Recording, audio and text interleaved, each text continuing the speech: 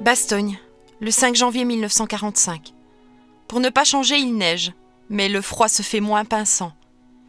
Les soldats éclopés sont les victimes de combats du côté de Hubermont. Ils sont allongés dans un couloir, quelques-uns, et leur nombre va croissant. Ont des membres gelés, les doigts ou les orteils, c'est courant. Dans la soirée, un soldat aux 5 doigts gelés me dit avec un sourire qu'il ne parvient pas à camoufler « Now, can I go home ?» Donc, la main en moins, il est heureux. La vie dans l'enfer rend apparemment le malheur moins dur, mais les lendemains...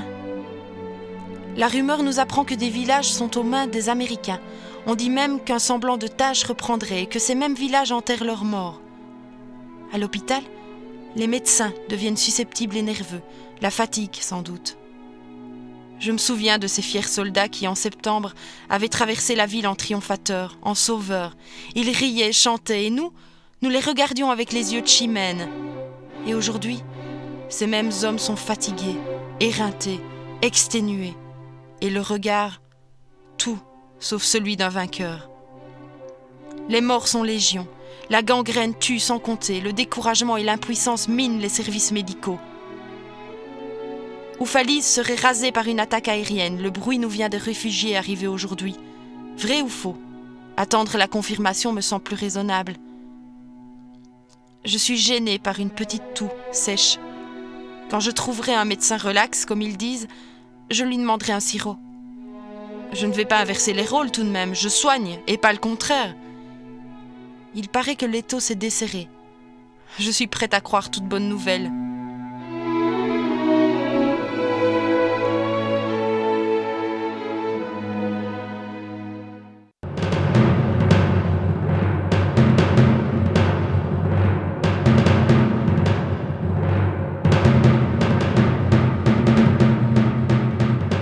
Pour Oufalise, ce 5 janvier 1945 est presque un jour comme les autres. Depuis la fin décembre, la ville est la cible d'incessants bombardements alliés. La maison des parents d'Yvonne Fréture est une des premières à s'effondrer sous les bombes, le 26 décembre.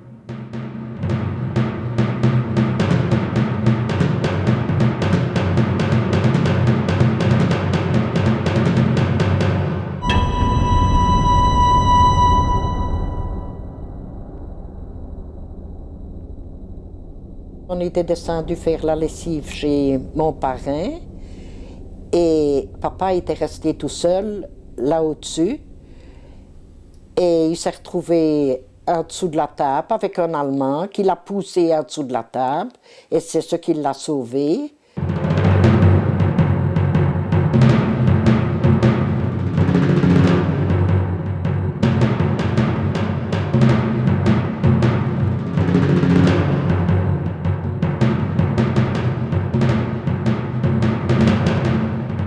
Le parrain d'Yvonne Fréture va trouver la mort lors d'un de ces nombreux bombardements. Ils avaient été rechercher du linge chez nous, à Saint-Roch, et ils redescendaient, mon père avec une malle sur le dos, et mon parrain avec du linge aussi. Et alors, les avions recommençaient à bombarder, donc papa lui dit « François, viens te mettre à l'abri ici ». Et lui, il a dit, tu n'as pas confiance, toi. Mais le temps qu'il recharge la malle sur ses épaules, eh ben, la maison était croulée sur mon parrain et mon père s'est retrouvé la tête dans la malle.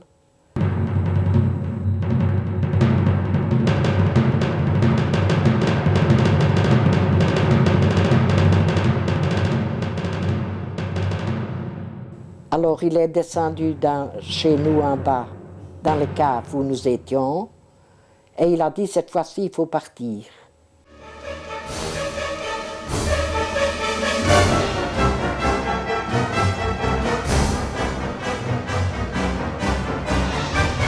Rien ne résiste à un bombardement aérien, même pas les caves. Alors c'est comme ça qu'il y a eu tant de personnes disparues, quoi. Hein. Ah oui, et alors, larguer des bombes au phosphore en plus. Moi, c'est ce qui m'a marqué. C'est un bâtiment ici dans le fond qui brûlait et le feu qui roulait, je dirais, sur la route. Hein. pour bouter le feu à l'autre maison en face.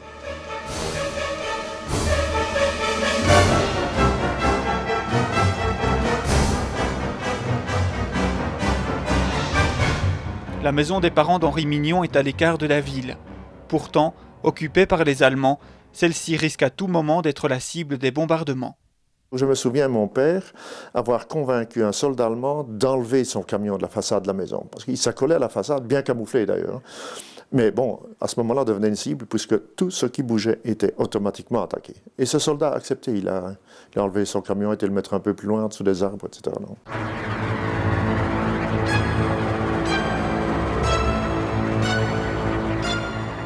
Alors que des civils sont réfugiés dans les caves, la maison d'Aulne est soufflée par une bombe.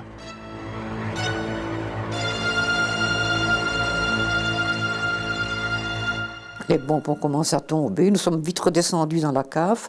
Nous étions, je ne sais plus combien, peut-être une vingtaine ou 25 personnes.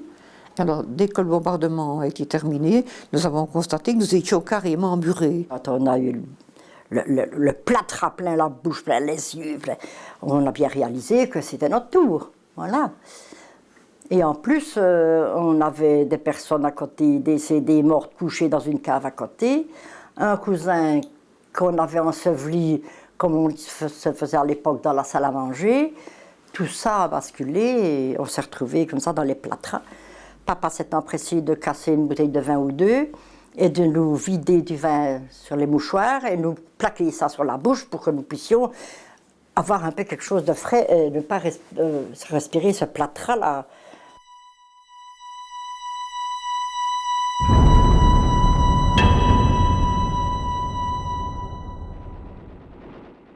Il reste un petit soupirail, et alors est arrivé le héros d'Oufalise, je me permets d'en parler, Monsieur Camille Jacquemin, qui a sauvé tout le monde, qui a nourri tout le monde. Il est venu nous libérer par un petit soupirail. Il a d'abord tiré les plus jeunes, parce que c'est un petit passage très étroit, et une à une, il a retiré toutes les personnes. Il y avait quelques religieuses qui étaient affublées des costumes d'époque, les religieuses de la doctrine chrétienne. Et il s'est fâché, notre Camille, là, notre bonhomme qui était plein de transpiration. Lui aussi, on lui passe un peu une bouteille pour qu'il puisse se réhydrater. Hein. Et il s'est fâché, il a dit « Tirez de vos cornettes, non dit Josco. » Et ils ne voulaient pas enlever leur chapeau, ils ne voulaient pas enlever leur costume. Il a bien fallu. Elle ne serait pas passée. Puis la dernière personne était trop forte, elle ne parvenait pas de sortir par cette petite ouverture. On l'a repoussée dans la cave et elle est restée plusieurs heures avant qu'on vienne la délivrer, avec des morts à côté d'elle. Rendez-vous compte du calvaire de cette pauvre femme.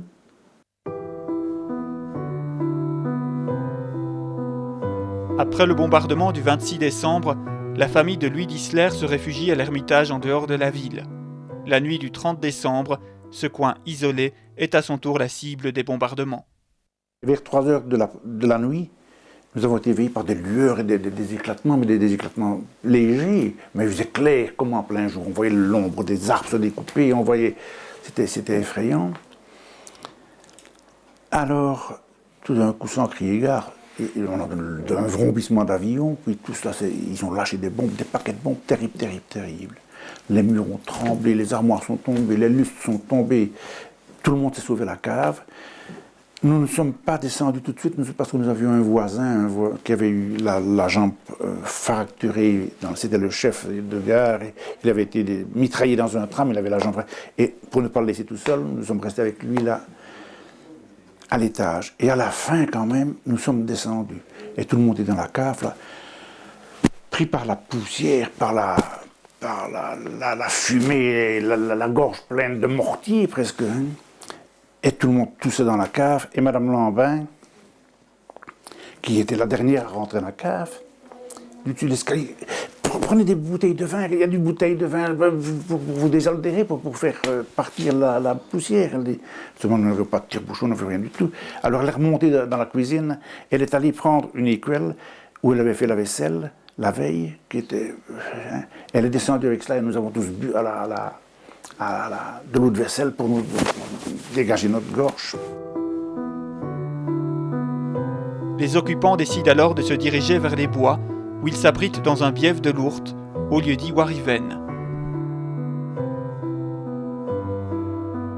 Ce billet était occupé depuis 30-40 ans, était à sec donc, et c'est là-dedans que nous sommes installés. C'est une tranchée donc, de 1,80 m, 2 mètres, profonde de 1 mètre peut-être. Là-dessus, ils ont tendu des branches, et des piquets, puis alors ils ont mis du foin, ils ont remis des branches, et on avait quelques bâches, on a mis des bâches là-dessus, et c'est là-dedans que nous allons passer 17 à 18 jours dans les bois.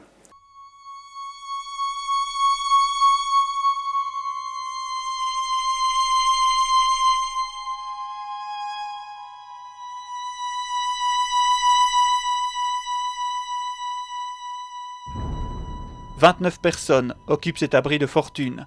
Certains prennent leur courage à deux mains pour leur procurer du ravitaillement. » Il y avait des personnalités qui se sont révélées, il y avait des gens anodins comme ce qui n'étaient pas spécialement destinés à mais qui se sont débrouillés pour aller nous chercher à manger, pour aller aux nouvelles, et pour mettre un peu pour nous rapporter un peu d'espoir, si vous voulez. Hein. Il y en a quelques-uns, parce que non, je n'oublierai jamais. Ils allaient, quand ils pouvaient aller dans les villages, aller chipper quelque chose aux Allemands. Ils allaient aussi ramener des bêtes, tuer des arrières de bêtes, des cuisses de bêtes, de vaches, que nous pendions aux arbres. Nous avions une serpette et nous coupions ça. Hein.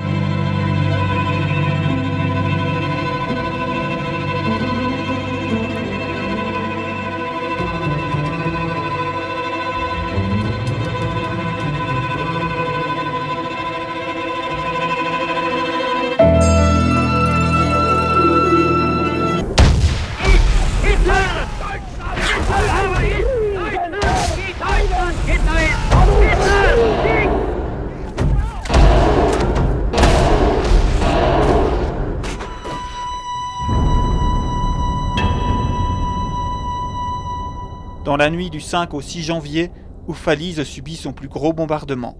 Nous étions à vol d'oiseau à environ 4 km d'Oufalise. Mais étant donné l'imprécision du bombardement de Oufalise, certaines bombes sont tombées à 2 km.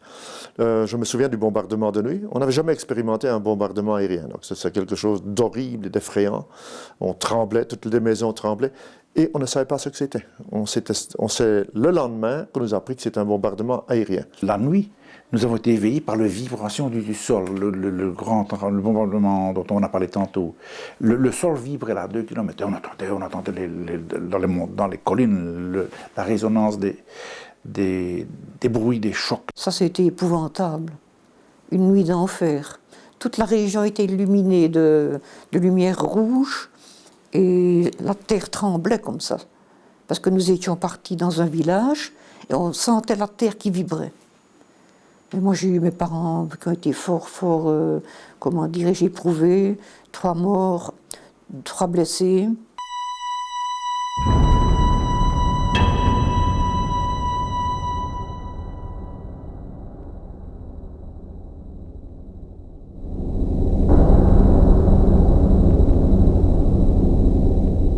La plupart des victimes de ce bombardement étaient réfugiées dans une tannerie située route de La Roche. Ils ont été écrasés par des pierres, de la terre, de tout. Et c'était quasi impossible de sortir de cette tannerie. J'ai vu que mon père tenait la porte. La porte s'est renversée, une pierre de taille s'est renversée sur lui. Il est resté prisonnier certainement des heures, comme ça, avec la tête écrasée d'un homme dans sa main. On ne savait pas le libérer. Et puis alors les autres personnes grattaient dans les graviers, les pierres et tout, pour récupérer leurs morts. C'est ainsi que ma belle-mère a récolté tous mes petits frères et mes petites sœurs.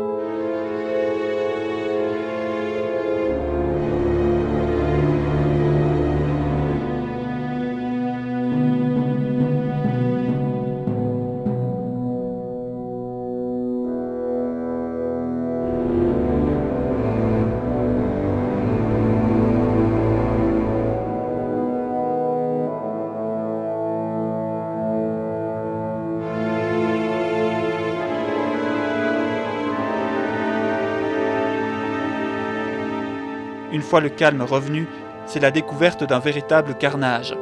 Les survivants recherchent les corps des victimes dans les décombres. On a eu le CAP de Liège qui est venu donner un coup de main.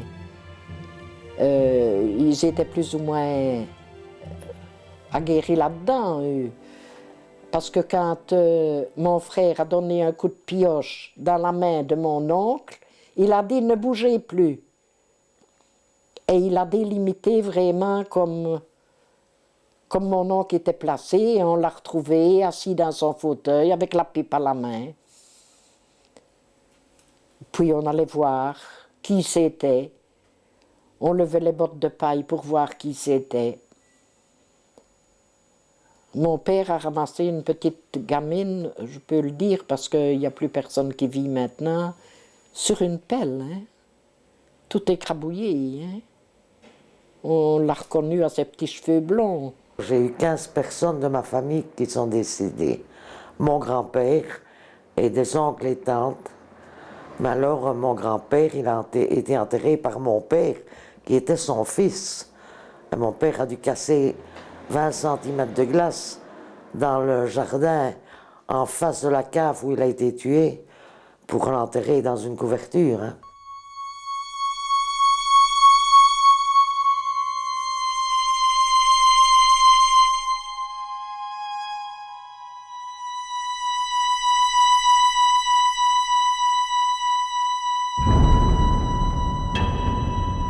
Il y avait un menuisier que papa connaissait, donc monsieur Jean Disler. Il faisait les caisses parce que c'était des cercueils, mais c'était vraiment des cercueils en planche, enfin. Hein. Et alors on les mettait le mieux qu'on pouvait, parce qu'il y en avait qui étaient encore gelés.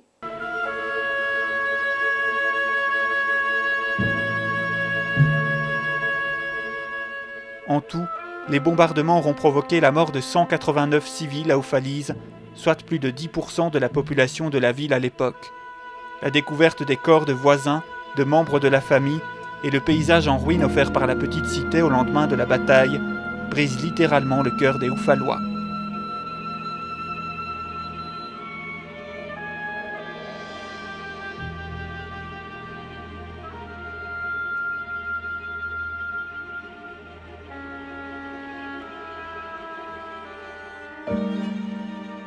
On ne croyait pas ses yeux. Hein. Plus rien, on n'avait plus rien. Et tout le monde était pareil. Plus rien. Donc on a dû tout recommencer à zéro. Hein. C'est pour ça, moi je dis, remercions nos parents d'avoir eu cette force-là et ce courage-là. Quelques jours après la bataille des Ardennes, nous avons été évacués à Séturu, qui est de l'autre côté d'Oufalise, disons à l'est d'Oufalise. Et pour atteindre Séturu, il a fallu traverser Oufalise. Ça, je me souviendrai toute ma vie de cette traversée. Un char américain, en fait, avec un bulldozer, ouvrait une route dans la boue. Et les civils et les soldats américains passaient derrière ce tank. C'était la façon de traverser Oufalise. Donc il n'y avait plus de maisons debout, je crois qu'il en restait 3-4. Tout le reste, il n'y avait plus de route, il n'y avait plus d'ourtes non plus. Tout était vraiment aplati. C'est un spectacle affreux avec des corps, non seulement des corps humains, mais aussi des chevaux, puisque les Allemands avaient un nombre élevé de chevaux pendant la bataille des Ardennes. Ça me fait très mal, beaucoup plus mal que quand j'étais jeune. Parce que, étant donné qu'on prend soi-même de l'âge, on comprend ce que tous ces personnes âgées qui sont restées ici ont dû souffrir dans les caves et dans le froid. Oui, ça a dû être horrible. Ça me fait plus mal qu'alors. Ça me fait plus mal qu'alors. Parce qu'on réfléchit plus. Naturellement, j'avais 14 ans hein, aussi. Hein, un petit peu plus insouciante que maintenant. Hein. Mais maintenant qu'on a des enfants et des petits-enfants, on songe qu'ils ne doivent jamais voir ça. Hein.